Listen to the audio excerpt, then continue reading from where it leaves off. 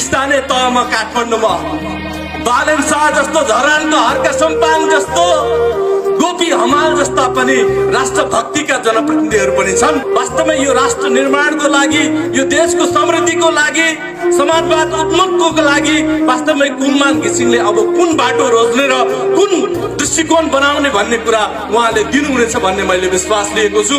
र कुलमान घिसिङ जस्ता अरू होनहार व्यक्तिहरूलाई पनि मैले सम्झिनु पर्छ जस्तो लाग्छ।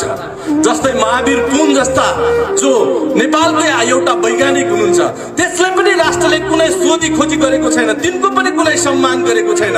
आज ती पनि कुरामा कब्जेर बसेको अवस्था छ। त्यसै गरेर सुन्दुक राई, सुन्दुक रुइत जस्ता आदरणीय व्यक्तित्व जो एसियामै एउटा खालको कहलिँदो डाक्टर हुनुहुन्छ, ती पनि एउटा ओझेलमा परेको अवस्था छ। अब नेताले खोज्दैन त के हुन्छ र? नेपाली नागरिकले खोज्छ, नेपाली जनताले त्यस्तो व्यक्तिहरूलाई खोज्छ भन्ने मलाई विश्वास छ।